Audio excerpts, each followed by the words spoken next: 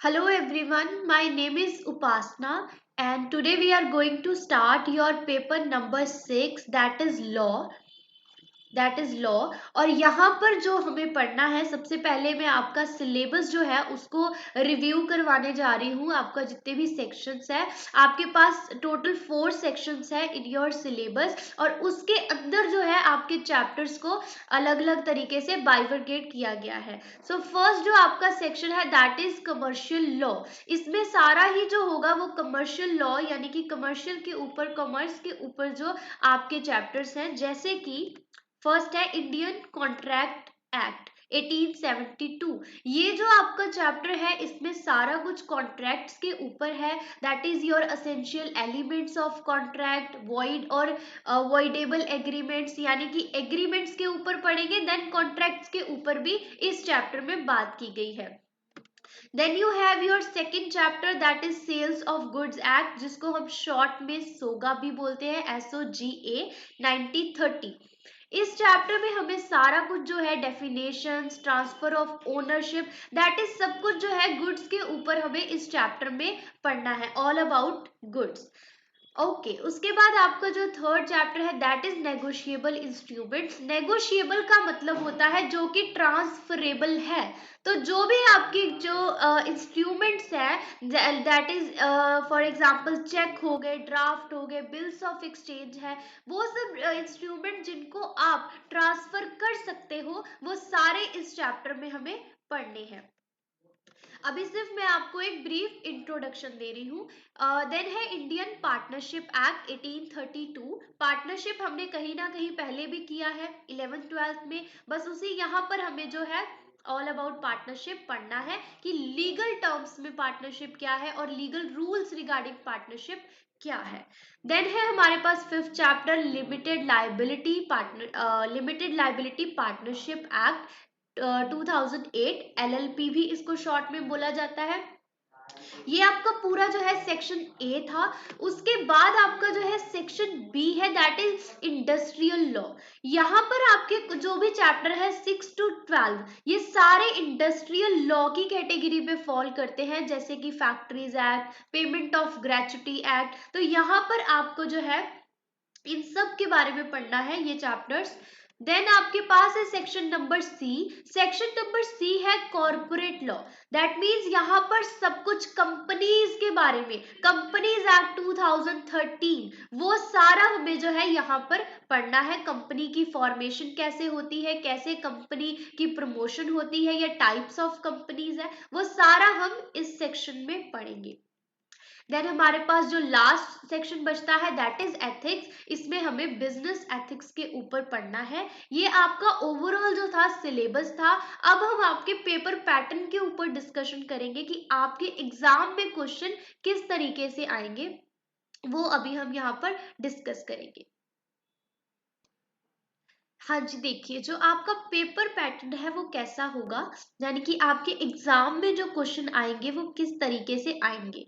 आपका जो paper pattern है वो भी चेंज हुआ है। पहले आपका पेपर पैटर्न जो था वो सारा ऑब्जेक्टिव था, बट अब आपके पेपर में सब्जेक्टिव भी क्वेश्चन जो है वो पूछे जाएंगे। कैसे, ये देखिए आपके पास यहाँ पर 4 जो है सेक्शंस होंगे इन योर पेपर। 4 सेक्शंस आपके पास होंगे। जो आपका सेक्शन ए और सेक्शन बी है यहाँ पर आपके 40 मार्क्स कवर होंगे। ओवरऑल आपका जो है 100 मार्क्स का पेपर होगा। एंड आपका सेक्शन ए और सेक्शन बी जो है वहां से 40 मार्क्स का क्वेश्चन अब पेपर आएगा। 40 मार्क्स के क्वेश्चन जो है वो पूछे जाएंगे और उनकी टाइप क्या रहेगी, MCQ बेस्ड। यानी कि सेक्शन नंबर ए और सेक्शन नंबर बी जो है वहां से आपको MCQ क्वेश्चन पूछे जाएंगे और 20 marks each. Section number A से भी आपको 20 मार्क्स का आएगा और सेक्शन नंबर बी से भी आपको 20 मार्क्स का ही पेपर आएगा। प्लस यहाँ पर आपको कोई भी चॉइस नहीं होगी। दैट मीन्स जितने भी क्वेश्चन होंगे वो सारे मैंडेटरी है and there is no negative marking. Negative marking आपके लिए नहीं होगी। ओके सो यहाँ पर आपको MCQ पूछे जाएंगे। ए जो सेक्शन ए है वहां से तो आपको सीधे सीधे MCQ आएंगे, यानी कि 4 चॉइस होगी। ऑप्शंस गिवन होंगे, आपको एक अप्रोप्रिएट आंसर जो है वो सिलेक्ट करना है। लेकिन जो आपका सेक्शन बी है, यहाँ पर आपको ट्रू फॉल्स भी पूछे जाएंगे, यानी कि डिफरेंट टाइप ऑफ क्वेश्चंस पूछे जाएंगे। जो आपका सेक्शन सी और सेक्शन डी है, यहाँ पर आपके 60 मार्क्स कवर होंगे। यहाँ पर 40 थे, यहाँ पर 60 हो गए, यानी कि टोटल 100 मार्क्स का पेपर हो गया। अब जो आपका सेक्शन सी है, ये सेक्शन सी और सेक्शन डी में क्या खास बात आई है कि ये अब सब्जेक्टिव होगा, ये ऑब्जेक्टिव नहीं है, ये अब आपका सब्जेक्टिव हो गया है। और सेक्शन सी जो है वहां पर आपको 4 क्वेश्चंस करने होंगे, 10 मार्क्स ईच वाले।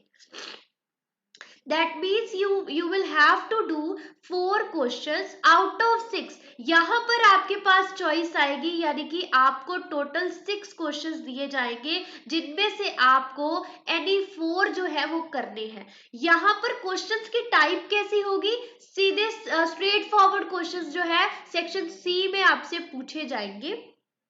जैसे कि मान लो explain the essential elements of contract, तो ये सीधा सीधा क्वेश्चन है जो आपसे पूछा जाएगा। यहाँ पर वो आपसे प्लस केस स्टडीज भी पूछ सकते हैं। Case study in the sense कि सिंपल जो भी होगी, ज्यादा कॉम्प्लिकेटेड यहाँ पर एक्सपेक्टेड नहीं है, सीधा ज्यादातर स्ट्रेट फॉरवर्ड ही यहाँ से आने के चांसेस है। जो आपका सेक्शन डी है, ये आपका 2 क्वेश्चंस यहाँ पर होंगे, कोई चॉइस नहीं होगी, प्लस 10 मार्क्स ईच है। यहाँ पर आपको केस स्टडी होगी, proper case study. That means कि प्रॉपर आपसे क्वेश्चंस जो है उस केस स्टडी के ऊपर पूछे जाएंगे। You have to prepare yourself as per the requirement, because यहाँ पर तो आपका सेक्शन ए और सेक्शन बी ऑब्जेक्टिव है, सेक्शन सी और सेक्शन डी में आपको एक्स्ट्रा एफर्ट्स लगाने पड़ेंगे, बिकॉज ये अब आपका सब्जेक्टिव है। आपकी टाइपिंग स्पीड भी होनी चाहिए, तभी आप केस स्टडीज को कर पाओगे ऑब्वियसली। तो ये था आपका पेपर पैटर्न कि आपके एग्जाम में जो है वो किस तरीके से क्वेश्चन पूछे जाएंगे। होप कि आपको पेपर पैटर्न में कोई भी कंफ्यूजन नहीं है, बिकॉज जो पहले पेपर पैटर्न था अब वो वैसा नहीं है, अब चेंज हो चुका है। सो ये देखिए, ये आपका फर्स्ट चैप्टर है। जैसे कि अभी हमने पढ़ा देखा था, मैंने आपको आपका सिलेबस दिखाया था, और उस सिलेबस में हमने देखा था कि जो आपका सेक्शन नंबर ए है उसमें आपका फर्स्ट चैप्टर है ये वाला chapter 1, that is Indian contract act 1872। इस चैप्टर में हमें सब कुछ कॉन्ट्रैक्ट के ऊपर ही पढ़ना है। What are the contracts, definition of contract and other things, जो भी कॉन्ट्रैक्ट के अंदर इंपॉर्टेंट चीजें हैं वो सभी आपको इस चैप्टर में पढ़नी है। एक चीज उससे पहले हम देखेंगे, जो आपका सेक्शन 2 होता है किसी भी एक्ट का, सेक्शन 2 मोस्टली वो डेफिनेशंस को कवर करता है। आपकी जो भी पर्टिकुलर एक्ट के रिगार्डिंग डेफिनेशंस होती है वो सेक्शन 2 के अंदर ही मोस्टली दी जाती है। एंड ये जो चीज है इंडियन कॉन्ट्रैक्ट एक्ट 1872, इसको शॉर्ट टाइटल भी बोला जाता है।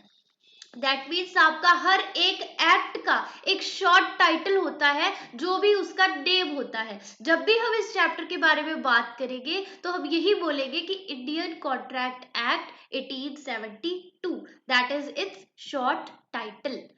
अब यहाँ पर हम डेफिनेशंस को अगर देखें, बिफोर स्टार्टिंग आवर चैप्टर, अगर हमें पहले डेफिनेशंस देखनी है, सो दैट ये टर्म्स, जब भी ये जो टर्म्स होंगी ये पूरे चैप्टर में बार बार रिपीट होगी, तो इसीलिए अगर हम इन्हें यहीं पर कवर कर लेंगे तो आगे चल के फर्दर हमें कोई भी प्रॉब्लम नहीं आएगी डेफिनेशंस को समझने के लिए। सो ऑफर क्या है, जनरल टर्म्स में अगर हम समझे तो जो प्रपोजल है, प्रपोजल और ऑफर जो है they are same things, but legally हम प्रपोजल वर्ड नहीं, हम ऑफर वर्ड ज्यादा यूज करते हैं। Under section 2 subsection A, when one person signifies to another his willingness to do or to abstain from doing anything with the view to obtaining the assent of the other person either to such act or abstinence, he is set to make a proposal. Proposal का क्या meaning है कि जब एक person दूसरे person को अपनी willingness बताता है कोई भी एक्ट करने के लिए, कोई भी एक्ट करने के लिए। फॉर एग्जाम्पल, जैसे कि ए ने बी को ये ए है, ये बी है, there are two parties in the contract. A ने बी को ऑफर दिया है फॉर सेलिंग हिज कार, अपनी कार को सेल करने के लिए ए ने बी को ऑफर दिया है। दैट मीन्स ए जो है he is a offeror, and जो सामने वाला पर्सन है बी, ही इज ऑफरी। जिसको ऑफर दी जाती है उसको कहते हैं ऑफरी, और जिसको ऑफर जो दे रहा है ही इज ऑफरर। तो यहाँ पर क्या है, ए ने बी को ऑफर दी है, दैट मीन्स ए ने अपनी जो विलिंगनेस है उसको सिग्निफाइज किया है कि I want to make a contract with you. और दूसरी चीज क्या है कि उसकी असेंट, असेंट का मतलब होता है कंसेंट लेना, विलिंगनेस को जानना, कि जिससे आप जिसको ऑफर दे रहे हो क्या वो भी आपके कॉन्ट्रैक्ट में आने के लिए अग्री है या नहीं। That is obtaining the assent of that other person, because जो आपका कॉन्ट्रैक्ट है वो तभी वैलिड होगा अगर उसमें एक्सेप्टेंस होगी। अगर ए ने बी को ऑफर दे दी है, बी इसको एक्सेप्ट करेगा तभी यहाँ पर एग्रीमेंट बनेगा, अदरवाइज एग्रीमेंट नहीं बनेगा। सो ये था हमारा प्रपोजल, दैट इज ऑफर। अब हम देखेंगे what is the acceptance.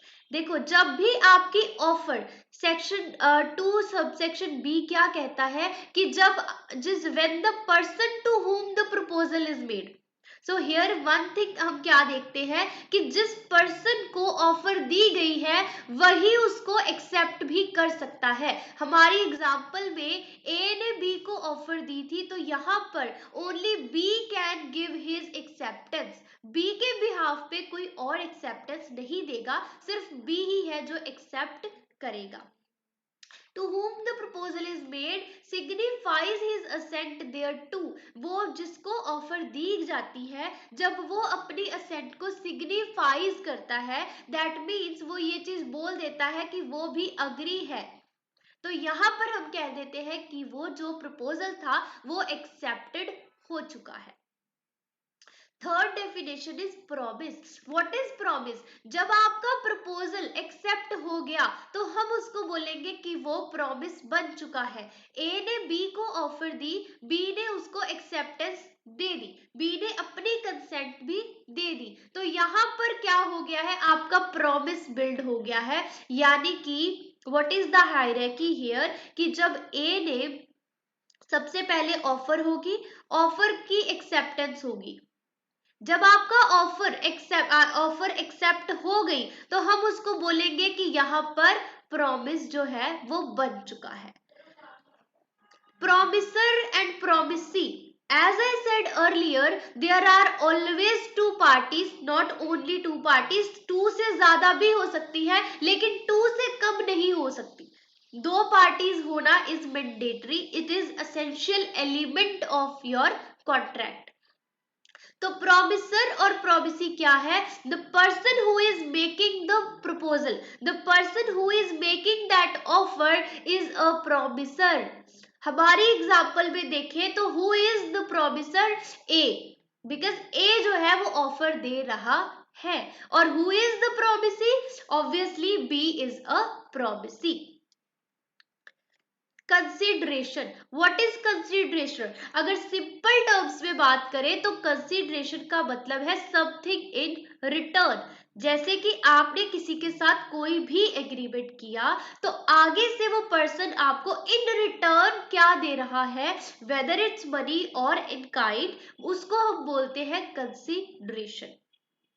when at the desire of the promiser, very important point कि आपकी जो कंसिडरेशन है वो at the desire of the promisor होती है, दैट मीन्स जो भी प्रॉमिस को दे रहा है, ऑफर दे रहा है, उसकी डिजायर यहाँ पर होनी जरूरी है। And promisee or any other person has done or abstained from doing something or does or abstain from doing something or promise to do, that means अगर हमारी जो ऊपर वाली एग्जांपल थी कि जो ए था उसने बी को ऑफर दी है फॉर सेलिंग हिज कार, और आगे से ए ने बी को ऑफर दी, ये अपनी कार सेल करेगा, पर बी कुछ पेमेंट भी तो करेगा उस कार के लिए। लेट्स से वो 5 लाख की पेमेंट कर रहा है, तो दिस इज कॉल्ड कंसीडरेशन। यहाँ पर कुछ ना कुछ जो है समथिंग इन रिटर्न दिया जा रहा है। नेक्स्ट है agreement. What is agreement? Section 2 subsection E कहता है कि जब आपका प्रॉमिस और set of promises forming the consideration for each other, जैसे कि इन शॉर्ट टर्म अगर बात करें तो जब आपका एग्रीमेंट जो है ऑफर प्लस एक्सेप्टेंस हो जाता है तो वो एग्रीमेंट बन जाता है। जब ए ने बी को ऑफर दी, बी ने उस ऑफर को एक्सेप्ट कर लिया, तो यहां पर एग्रीमेंट बन गया। जब भी आपकी ऑफर होगी प्लस एक्सेप्टेंस हो जाएगी तो हम उसको क्या कहते हैं कि वो आपका एग्रीमेंट बन चुका है। What is contract? ये चैप्टर ही कॉन्ट्रैक्ट के ऊपर है, बट एक्चुअल में कॉन्ट्रैक्ट की डेफिनेशन क्या है? An agreement enforceable by law. First of all, आपका कॉन्ट्रैक्ट एक एग्रीमेंट है, आपका कॉन्ट्रैक्ट एक एग्रीमेंट है, और जब वो इन्फोर्सेबल बाय लॉ हो जाता है, दैट मीन्स लॉ की नजरों में, in the eyes of law, आपका कॉन्ट्रैक्ट जो है वो रिकॉग्नाइज हो जाता है, तब हम उसको कॉन्ट्रैक्ट मान लेते हैं। Any agreement which is enforceable by law, जिसको लीगली हमने मान लिया है, लीगल टर्म्स में हमने उसको कंसीडर कर लिया है, तो वो अब क्या है? कॉन्ट्रैक्ट है। देन है वॉइड एग्रीमेंट। ये जो टर्म्स है वॉइड, वॉइडेबल, ये हम फर्दर चैप्टर में डिटेल में भी पढ़ेंगे, बट फॉर नाउ वॉइड का मतलब क्या होता है? जो आप, जिसके लिए जो इन्फोर्सेबल बाय लॉ नहीं है। एनी एक्ट और any agreement, any contract which is enforceable by law, that means जो लीगली सही है, उसको हम बोलते हैं कि वो वैलिड है। जो लीगली सही नहीं है उसको हम बोलते हैं कि वो वॉइड है और वॉइडेबल है। वॉइडेबल में कुछ और भी चीजें हैं, वो हम पढ़ेंगे। सो फिलहाल के लिए वॉइड एग्रीमेंट क्या है? आपका कोई भी एग्रीमेंट जो इन्फोर्सेबल बाय लॉ नहीं है, वो वॉइड है। उसके बाद वॉइडेबल का क्या मतलब है? कि कोई भी agreement is a voidable contract when if it is enforceable by law at the option of one or more parties there too, but no, it is not enforceable by the law at the option of the other और others. मतलब कि आपकी कुछ parties जो है, देखो जो void है वो तो शुरू से ही गलत है, लेकिन वॉइडेबल में क्या होता है कि ये फ्रॉम द बिगिनिंग तो सही है, बट आफ्टर दैट कुछ ऐसा हो जाता है कि ये वॉइडेबल बन जाता है। दैट मीन्स अगर कोई कॉन्ट्रैक्ट मान लो मेरी तरफ से सही है या आपकी तरफ से सही है, और मेरी तरफ से वहां पर कुछ भी इलीगल है, कुछ भी ऐसा है which is not enforceable by law, तो वो वॉइडेबल हो जाता है। उसके बाद है वॉइड कॉन्ट्रैक्ट। वॉइड कॉन्ट्रैक्ट क्या है? A contract which ceases to be enforceable by law become void. देखो जब भी कुछ ऐसा, मान लो कि किसी ए पर्सन ने बी का मर्डर करवाने के लिए कॉन्ट्रैक्ट किया, अब यहाँ पर ये है ही वॉइड है, दैट मीन्स ये इलीगल है, which is not enforceable by law. जिसको लीगल लॉ जो है, जिसको सही नहीं मानेगा हमारा कानून, जिस चीज को सही नहीं मानेगा, वो ऑब्वियसली आपका वॉइड है। एंड वॉइड का अगर कोई वॉइड हो जाता है तो वो जो है उस पे आप लोग क्या, उसमें कोई भी जो भी कॉन्ट्रैक्ट बनता है, अगर वो वैलिड है तो वो हर जगह पे आप उसको, अगर वो वैलिड है तो आप उसके लिए स्यू कर सकते हो, वो सारी उसमें वैलिड कंडीशंस होती है। लेकिन अगर आपका वॉइड है, वॉइडेबल है, तो वो आपके लिए लीगली एग्जिस्टेंस में नहीं होगा, दैट मीन्स लीगल लॉफुली जो है उसको नहीं माना जाएगा। आज के लिए हम इतना ही करते हैं। उसके बाद फर्दर चैप्टर में हम पढ़ेंगे, ये जितनी भी टर्म्स हैं ये आपके चैप्टर में डिटेल में हमें पढ़नी है, बिकॉज इनके ऊपर और भी ज्यादा चीजें हैं जो हमें करनी है। सो वो डिटेल में हम फर्दर चैप्टर में करेंगे जब हम आगे के लेक्चर्स को देखेंगे। So thank you for now.